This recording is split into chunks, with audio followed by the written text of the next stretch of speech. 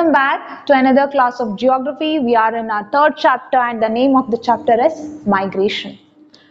So in our last class, we dealt with internal migration and we are studying the types of internal migration, of which the first type we have already come across, that is rural to rural migration, and the factors that are responsible for rural to rural migration. And we started with rural to urban migration, and in the last class we discussed the factors, that is the push factors that are responsible for migration. So I said these in rural to urban migration, these are the push factors which are forcing people to migrate to urban areas. That means at the same time the rural areas the urban areas are attracting the people. If anything is attracting, that must be some power or the factor that is responsible for this attraction. And in this class we will study what are the attracting powers or the pull powers responsible for this urban migration. And the first factor is, here I have written the push one and here I will be writing the pull one, so that you will get a better clarity of both the factors at the same time. What is the first factor in urban areas? It is the better employment opportunities. In urban areas, see, in urban areas they mainly deal with secondary or tertiary sector, that is related to the manufacturing and service sector, maybe banking, maybe construction, anything.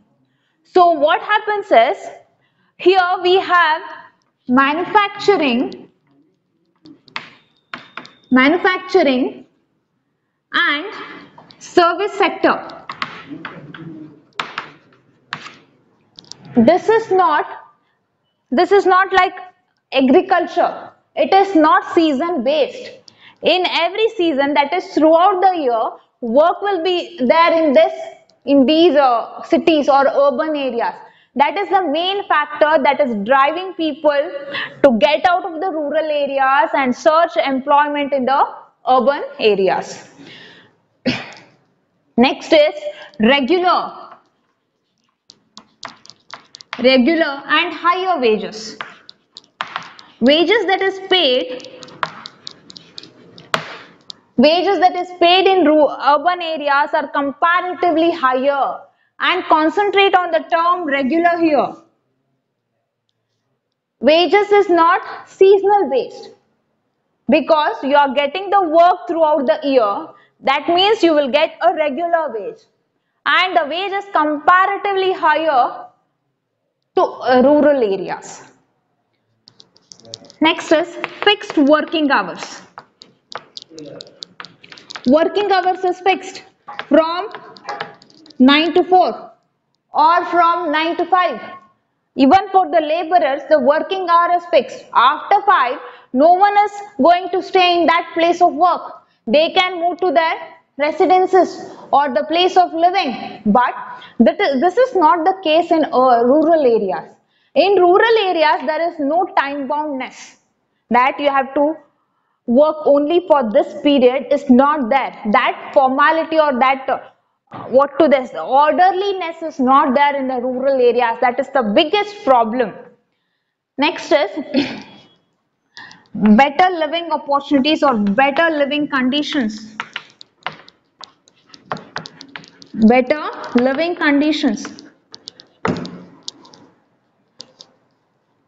Living conditions are good in the sense, if you are getting a regular and to an extent somewhat higher wages, you can live in a good house with all the facilities. That house will have the drinking water facility, this facility, that facility, every facility will be there for you.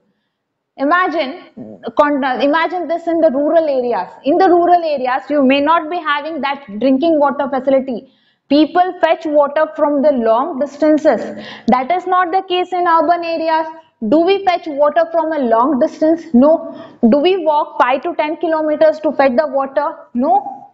At the most, even if water facility is not there in the house, even the tap facility is not there, at the most the people may walk for 1 or 2 kilometers. Even that is, I'm talking about the worst case scenario.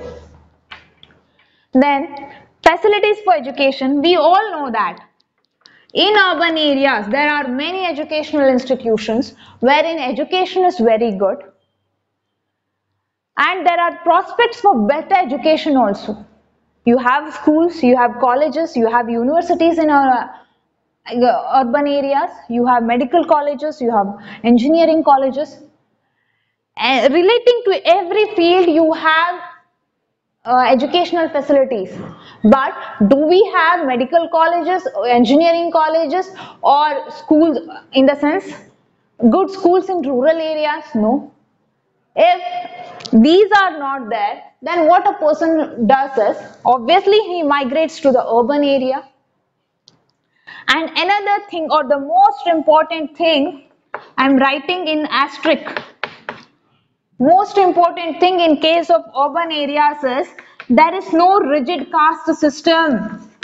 This is the most important thing. There is no rigid caste system. People from every community, people from every caste live in a single space. But in rural areas, what happens is the caste system is very rigid. People belonging to higher class or higher caste system, they reside in a particular location. This is how it happens in a rural area. Consider this as a rural area. Usually what happens, people belonging to urban higher caste may occupy this place, higher caste, wherein all the facilities are there. Drinking water facility, all the good roads, every facility is there. But people belonging to lower caste, they may reside in a small patch of area in some corner. In some corner. This is, I'm talking of the rural area. Here the people belonging from different castes don't intermingle. They don't communicate. They do communicate, but still people from the lower caste don't visit the people of the higher caste. Not these higher caste people visit the lower caste people house. They don't drink together. They don't eat together. These systems are prevalent in rural areas even today. But do we find such system in urban areas? What happens in an urban area? See, if I consider this as an urban area, here, if this is the residential areas, if I take up, people belonging to higher class and lower class may reside in a single area. They may be neighbors. They may be neighbors. There is not particular location restricted for the higher class or the lower class in urban areas. So even because of this rigid caste system, people try to get out from the rural areas. They want that breathing space. They want that free life which is available in the urban areas, wherein there is no caste system. People from the lower caste visit the people of the higher caste. They do intermingle. They do have coffee together. They do eat together. These things we don't get in rural areas. That is one of the reasons. So see, and another thing, better recreation. We discussed this in case of push factors, and people who aspire or people who want to get better recreational facilities, they want to visit the malls, cinema halls, shopping centers, amusement parks. All these are there in urban areas. But still then, here we can differentiate. What is the differentiation? The differentiation is, see, the poor people migrate to urban areas in search of better employment opportunities, in search of higher wages. It is purely because of the necessity of a person that the poor man is migrating from rural to urban areas. See here, fixed working hours, better living conditions. It is the poor who is migrating. But even the rich people from the rural areas migrate to urban. The reason being what? The reason is better recreation, that I can get a higher standard of living in rural area, in urban areas. I may live in a posh locality. I may live in a bungalow. I may live in a bungalow or a villa or some duplex house or an apartment. So, or maybe I can go to best of the best schools in urban areas. So it is, if the rich people is moving to urban area, it is because he aspires to get a better facilities, better comforts out of his own life. It is not because of the economic necessity that a rich man is moving to urban area. It is purely because, or from the point of view of better comforts. But for the poor man, it is purely economic necessity, that he wants to get the square meal, a regular square meal, a higher wage, to some extent a better standard of living. So these are the factors which work hand in hand in case of rural to urban migration, and 90% of the migration taking place nowadays, that is from 1980s to till 2020, it is rural to urban migration. And this rural to urban migration has many of the side effects.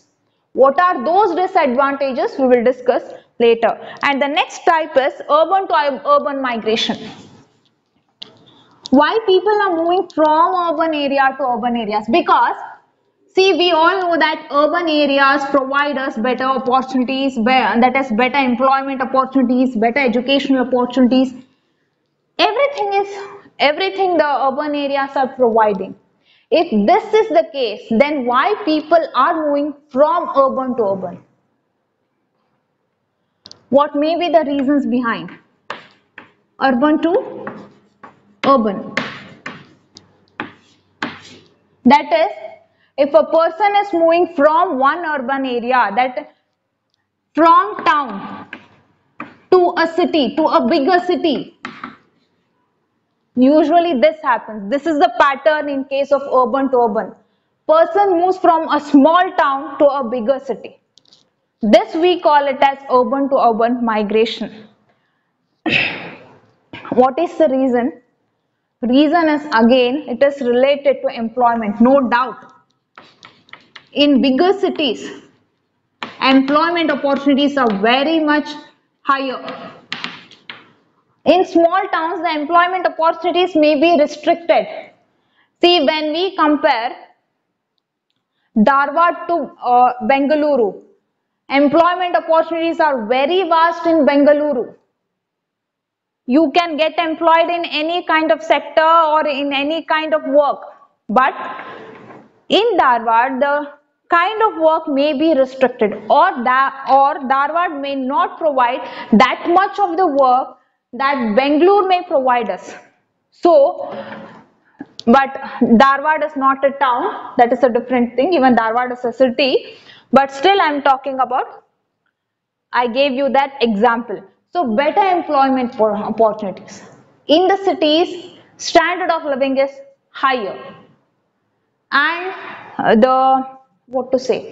wages which are being paid, not the wages I would say, the remuneration or the salaries or the perks which are being paid here are much higher in the larger cities.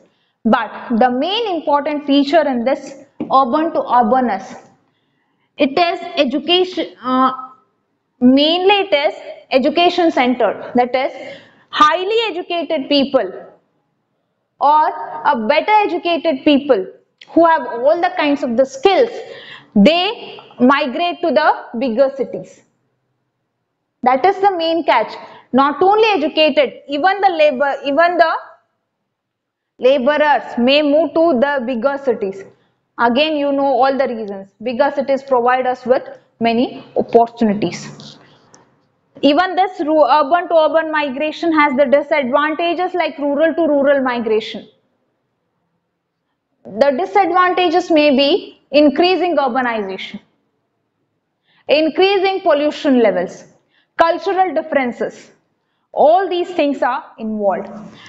And the last type is urban to rural. Urban to rural. Urban to rural areas. This is an exceptional type, I would say. People moving from urban areas to the rural areas, it is a kind of exception here. Here the factors are entirely different. In the last three types of migration, the main aim was better employment opportunities. Here the factor working is different and the age group involved is also different. What is the factor? Why people move from urban to rural areas is over congestion. Urban areas are thickly populated. Urban areas nowadays are suffering with all the kinds of problems. Infrastructural problem, pollutional problem. You get many kinds of diseases related to because of the pollution levels in the cities.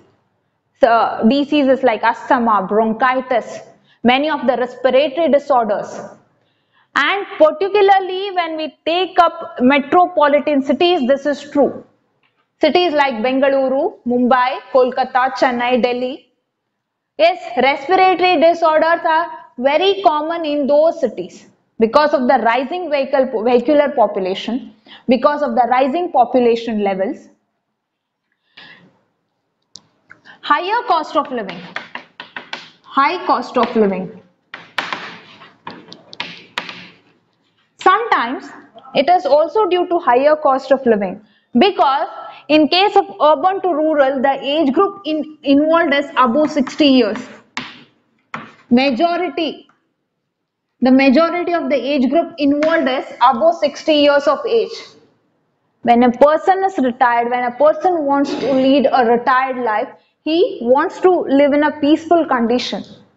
And even at that point of time, the cost of living in rural areas may become high for that person. Then, even unemployment is one of the reasons. When we talk of unemployment, we have to take into consideration the age group involved. When I talk of unemployment, the age group involved may be 20 to 50 years. Sometimes even in urban areas, we may not get that employment.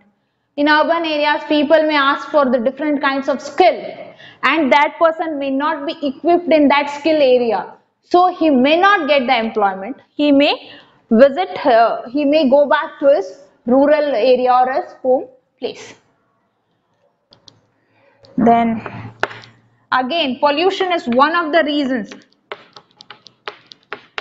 Pollution is the main reason why people are moving from urban to rural areas, and the age group involved is above 60 years of age. Because the person wants to lead a very peaceful life, very calm life, and where can we get this life? This life we can get only in the rural areas where there is not much pressure on anything.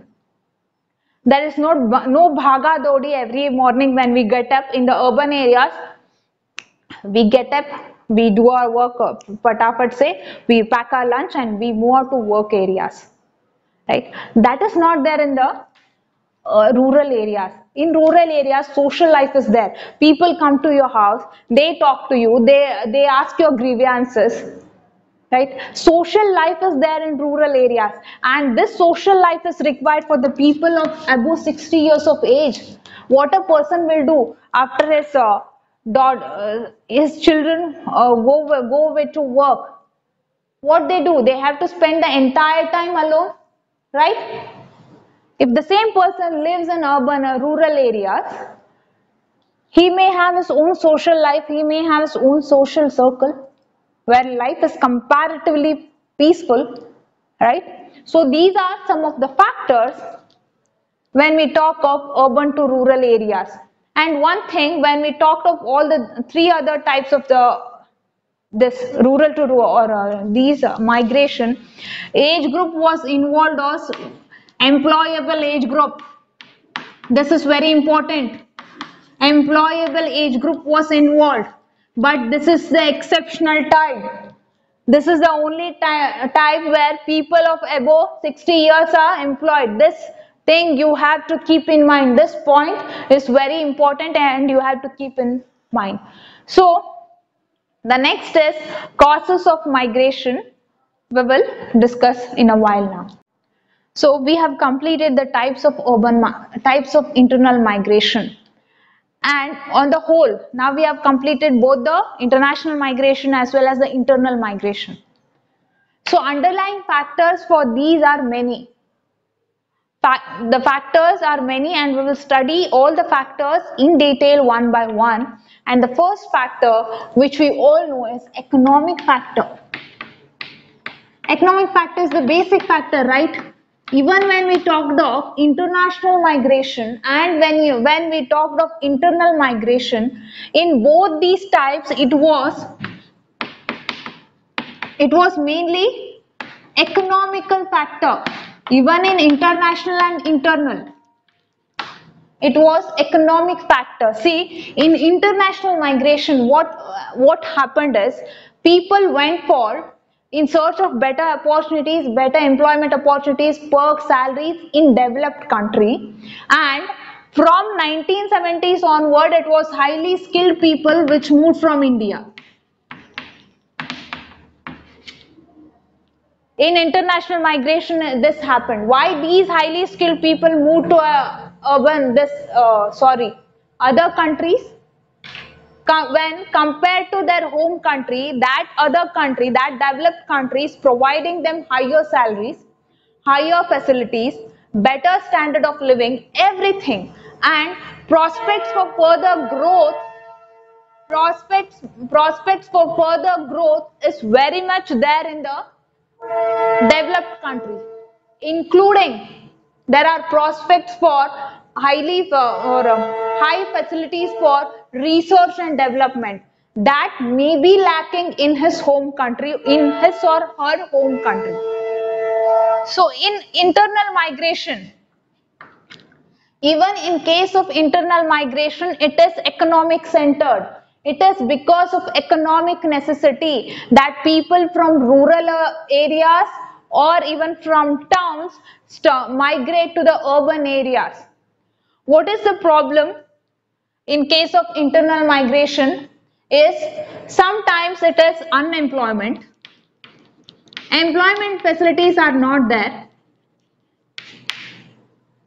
Lack of or lower salaries or lower wages. Seasonality of the work, right? Seasonality of the work. Lack of alternative sources of employment. There is no alternative source. There is no alternative source of employment. Particularly in rural areas, people are dependent on agriculture. They don't have other source. But in this, if I take up of urban area, source may be very varied. If not in this sector, they may get employed in some other sector. That is lacking in this rural areas. And job opportunities are very much higher. I've already explained. Manufacturing sector is there, service sector is there. You can get plenty of job opportunities in urban areas. But in rural areas, it gets restricted only to agriculture. Or sometimes people may migrate to other rural area for some construction work related to agriculture, road construction, this and that. Only these are the opportunities available. And another thing, the major thing what happened is, in rural areas, as and when technology advanced in the agricultural field, capital intensive products techniques are being employed now for the cultivation, for the harvesting. You have all the machines being employed even in the rural areas, in the agricultural sector. That means that the demand for the labor is getting decreased in rural areas. So when there is no demand for the labor, what will he do? Migrate to urban area. Why is migrating? Because of capital intensive method of capital intensive. What do you mean by capital intensive method? Employing many of the tractors, harvesters, choppers. All these things were being done by a laborer few years before. Now all these work related to agriculture are being done by machines. So that means employment is decreasing. So the next employment opportunity for that person is going to be in the rural area. So this is the main factor, or this is the main the economic factor is the main factor. The next factor is marriage. I have already discussed this. When we talked about rural to rural migration, I said marriage is the basic factor.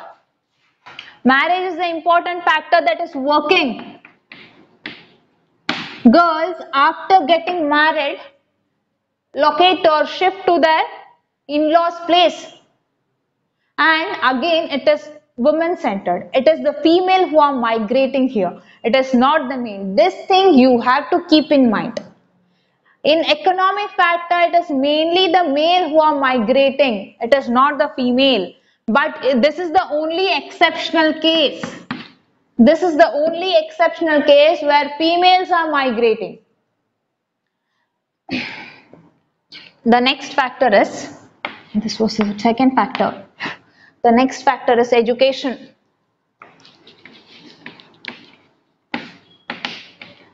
We all know, even in education, take international migration and internal migration. Both can be done. Why didn't I take up in marriage international and internal? In international, the percentage is very meager, not even 0.1%. So I didn't take up international and internal in marriage. But in education, see, for the international migration, it is students are migrating to best universities of the world, right? They want to get educated in the best universities of the world, like Harvard, this one, Oxford, California University, or the universities in New Zealand. Nowadays, there's a country of Germany which is attracting the students from India. So they want to get they want to get educated in the best of the universities so that their employment prospects increase, so that they can get better facilities, better salaries, research and development can be done. This is the basic aim. So now come to internal migration. In internal migration, mainly it is rural migration. People from rural areas are migrating to urban areas. Why? Because in rural areas, you don't have the good schools. Even if the school is there, teachers may not be coming on time. Maybe all the facilities which are required for a schooling life is not there in that school. School infrastructure may not be good. We have read this in newspapers, we are seeing this in televisions, that infrastructure for a school is not there. Washrooms are not there. Grounds are not there. If these are not there, maybe in search of better schools in the urban areas, people move. And it is also not only the basic education or the elementary education, but people are moving from town to cities. Why? In cities you have medical colleges, engineering colleges, universities. This you may not get in a town. So when I talk about town to city, it is related to higher education. Higher education. When I said people are moving from rural to urban areas, majority it is related to basic education or elementary education, that is the schooling. Even 20% higher education people are also involved here. When I talk of town to cities, both rural to city is also related to higher education and town to city is also related to higher education. So these are the reasons behind which are working in case of education. So we have to wind up the class now. Time is already up. We will meet in our next class with the remaining topic. Thank you.